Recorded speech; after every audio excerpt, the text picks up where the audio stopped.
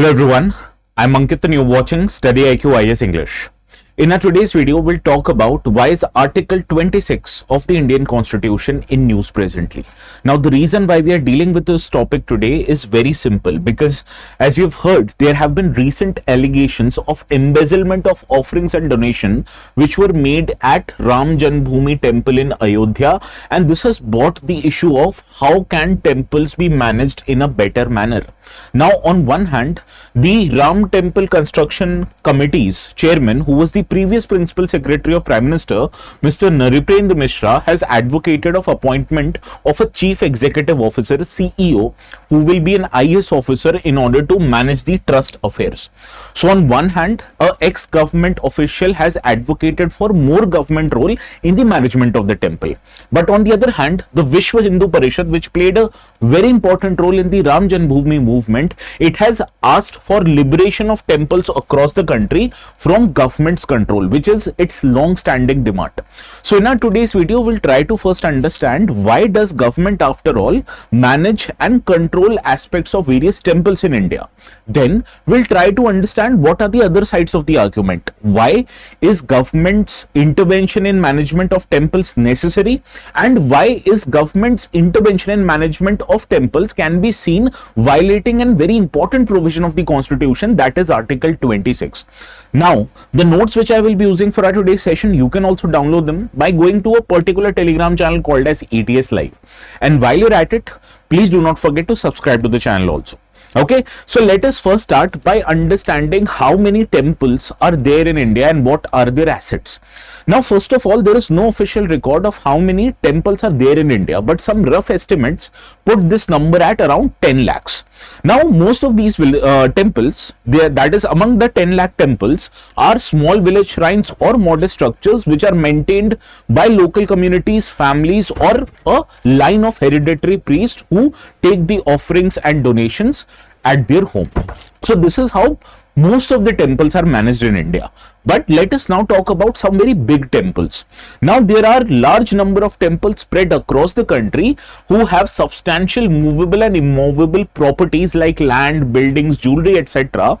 And they receive large chunk of donations and offerings from devotees. And these temples, as I told you, are spread across the country, but there is a concentration of these temples, a very high number of these temples in few of the cities like Ayodhya, Kashi, Haridwar, and many of the southern cities like Tirupati, Chennai, Thiruvananthapuram, etc. Now let us talk about how the temples are actually managed in India historically. Now, the first intervention of the government as far as management of temples were concerned was introduced in 1925. This is when the Madras Hindu Religious Endowments Act was passed by the colonial government, which empowered it to legislate on the endowments, that is the offerings received by the temples. Now, the scope of this act was gradually expanded to include oversight, and it also allowed the government in certain circumstances to take over the management of the temple. And after India got independent, this very 1925 act became the basis on which many states enacted laws to administer temples. And many states, as I'm going to tell you now, have specific departments and have appointed ministers who are responsible for regulation and management of temple affairs. Now, let us understand how temples are managed in some of the states in India. First, let us deal with the southern state of Tamil Nadu.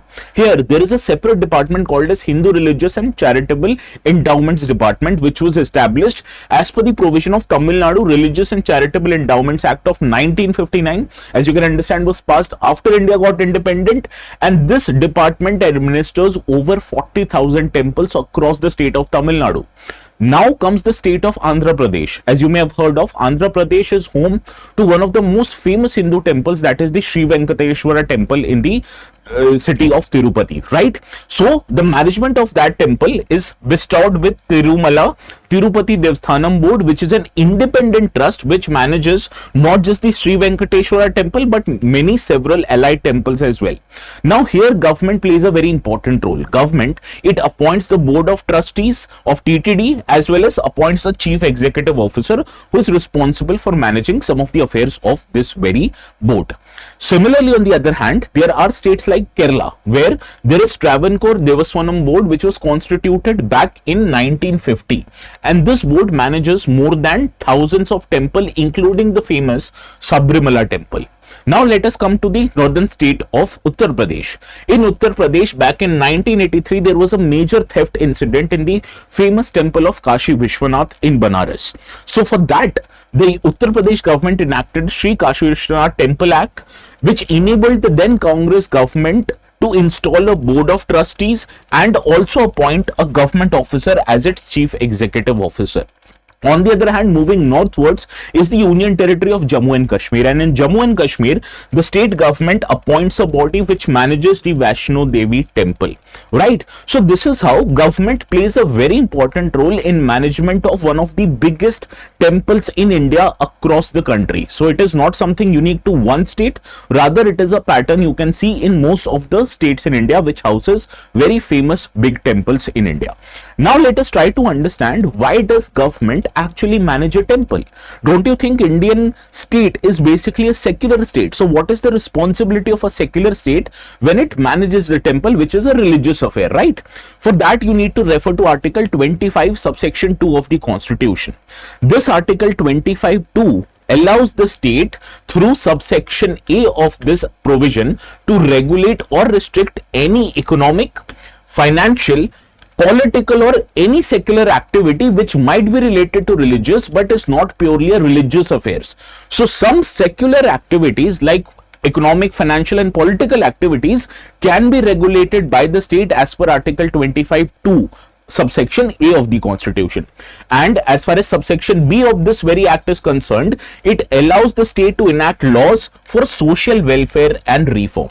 So this is how the Constitution enables the state to intervene in management of religious temples, and this has been the basis on which many state legislations have been enacted after India got independent and adopted a written constitution.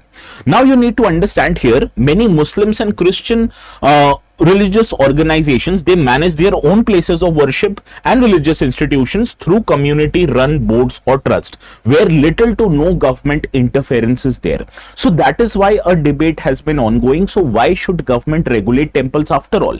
Now in this regard, let us understand what are the other role government can play when it comes to management of temples. Apart from managing the secular activities of temple like handling properties, finances, etc., the government appointed bodies also pay salaries to priests and ensure that offerings and donations are deposited in dedicated accounts so that no financial impropriety may take place. Similarly, the states can also use part of this income from the offering and donation in order to finance and administer and upkeep many smaller temples in the vicinity who can't have or who can't keep up with their own resources. In addition to that, the government and its departments can also use the funds of temples for many non-temple welfare activities like charitable trusts, charitable distribution and even offering of food to devotees, right? So this is how the government actually intervenes. Now let us try to understand what is the basis on which many bodies like the Vishwa Hindu Parishad, they are demanding for allowing the government or asking the government to not manage the temples. Now the basis of this actually becomes Article 26. But before that, let us try to understand how is the Sri Ram Janmabhoomi temple in Ayodhya is actually managed.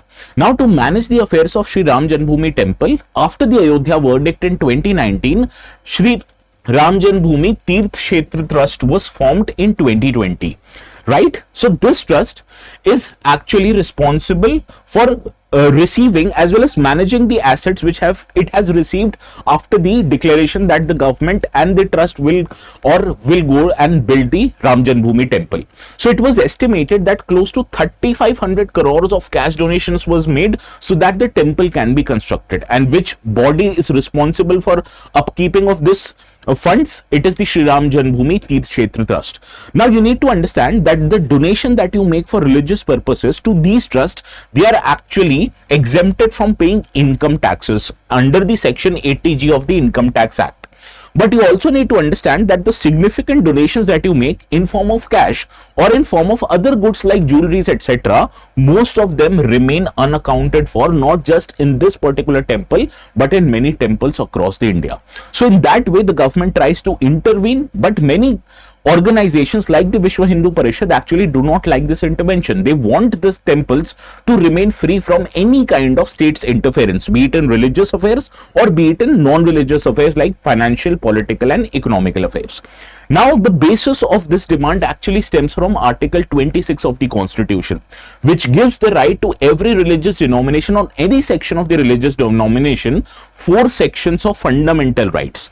This include right to establish and maintain institutions for religious and charitable purposes, the right to manage its own affairs as far as matters of religion is concerned, the right to own and acquire movable and immovable properties, and most importantly, the right to administer such properties in accordance with the law. So this is the very basis based on which many organizations have demanded to free the temples from the control of the state. So in this regard, let us try to understand their argument. Why is government control actually goes against the very fundamental principles of Article 26 subsection B? Now, first of all, this is a constitution argument. The many argument, it says that whenever state intervenes under the pretext of Article 25(2)(a), it is because many judicial precedents have allowed the state to interfere in the religious matters. But the most important demand is that this intervention is originally meant to be temporary. The second argument is that this Article 25(2)(a) is an enabling provision, which means the state can decide to enact a law in order to administer any secular activities of temples. But on the other hand, the Article 26 subsection B is an absolute act, that is a fundamental right act. So any Article 26B would override concerns with respect to the intervention of states in the religious matters. On the other hand, excessive government interference may also dilute the religious autonomy and traditional customs that the religion should actually be able to exercise without the interference of state. In other hand, there are many other arguments supporting the same. For example, how does state intervention goes against religious autonomy and religious practices? Let us understand this. Now, in many states like Tamil Nadu, the state has the power to appoint priests as well as decide on rituals. Now, many experts consider this as a purely religious function and it is not a secular function in which the state can intervene. Now, let us imagine if the state intervenes for betterment of social reform in this regard, right? But do you think the bureaucrats which will be appointed by the states to manage these temples, do you think they would have the expertise of agmas, temple traditions and practices in order to do justice to this provision? Not, right? Similarly, the government may also use the temple revenues for non-religious and secular purposes, which would originally hurt the sentiments of the devotees who made the contribution to the temple, understanding that they would be used for religious purposes. So the intention of devotees were to give money and make donations in order to be used for religious purposes, and the state is going to use it for non-religious and secular purposes. In addition to that, there is also a concern of equal treatments. As I told you initially, the state mostly intervenes in management of temples. It does not intervene when it comes to management of mosques, church or any other religious institution like Gurudwara is concerned. So many Hindu devotees feel that this is an unequal treatment meted out by the state, where places of worships of other religions are managed by the respective communities and government is only intervening in the management of Hindu temples. But this is just one side of the argument. To complete this video, we also need to understand what is government's opinion on this. Now, government actually justifies its intervention in the management of temples under the pretext of enabling professional administration of large temples who receive substantial contributions, both monetary and non-monetary. Now, first argument given by the state is that it would prevent mismanagement and corruption instances when it comes to administration of temple funds and its asset. In addition to that, the central government says that we will ensure transparency and accountability through frequent audits, financial oversight and regulation of this, which will be backed by law. So it won't be an arbitrary regulation done by politicians. Rather, this regulation will be done by the might of parliament and state legislatures who actually have public backing behind them. Similarly, the revenues from financially strong temples like the Tirupati temples and others can be used to maintain the smaller and financially weaker temples, as we have seen happening in many states in India. So this is the side of the arguments given by state. In addition to that, the state feels that unchecked denomination autonomy would let one group to exclude other from the participation in the religious affairs, and any such exclusion of a section of people from participating in religious affairs would be antithetical to the interest of Hinduism. Now you need to understand, Hinduism is also referred to as Sanatan Dharma, that everybody is equal in the eyes of God. So if you exclude one from the participation in religious affairs, this would not just violate their constitutional right, but it will also violate their right to participate in religious affairs. In addition to that, Article 25(2)(b) explicitly allowed the state to bring laws in order to open Hindu institutions for access to all classes, and this measure has been historically used to end caste-based discrimination, to prevent entry barriers to the marginalized communities, and this ensures social reform and access. And most importantly, the government oversight can ensure fair recruitment, service conditions and salaries for temple staff, which might not happen in case government decides not to intervene. So this was the two sides of the argument. Government intervenes on the basis of Article 25, and the people who demand government should not intervene, they take recourse of Article 26. So in the conflict of both of these articles, which article would prevail? This matter is actually being heard by the Supreme Court right now when it is hearing the review petition of the Sabrimala judgment. So let us see which article would prevail from the judgment of the Supreme Court. But both of these sides of argument are actually well kept and well thought. So please let me know what is your opinion regarding this matter in the comment section. Please try to be very civil. We are trying to understand what most people want, and in a democratic setup like India, actually the people will, the people's demand should actually prevail, irregardless of what government wants, what religious authorities want. Okay, now before we end up our today's discussion, the topic that I dealt with is a very integral part of Indian polity. Some of you might think the matter that we dealt with relates to matters of corruption, but this is just a tip of the iceberg. If you look at this matter from a 360-degree perspective, you know this would affect how your fundamental rights of Article 25 and religious fundamental rights of Article 26 would prevail in an independent and democratic India. Now, the interlinkages of such articles are very important if you are preparing for UPSC exam. And as a result, you can take admissions in Foundation P2I batches, where we take up not just the subject of polity, but also important subjects like economy, history, geography in much similar manner. Right now, these classes are offered on a smart model, that is, you are offered not just structured classes but mentorship. There is a dashboard which helps you assess your preparation. You would be provided with revision modules as well as tests, which helps you get better as far as your UPSC goal is concerned. Now, batches start in evening from 7th of July, so do not forget to take admissions to these courses. But before taking the admission, if you apply this code ATS Live, you are going to get maximum discounts. Now, before we wind up our today's discussion, there was this question in 2019, not in 2020, exactly in 2019. So I've changed that question to suit our today's circumstances. Okay. So the article of the Constitution which safeguards the right to every religious denomination to manage its own affairs in the matter of religion is given in which provision of the Constitution? So you have to basically answer this question in the comment section, and also do not forget to give me your opinions also. And if you want to download the notes, this is where you'd find them, the Telegram channel, which is called as ATS Live. So this is all from my side for today. Please have a very good night. We'll see each other again quite soon.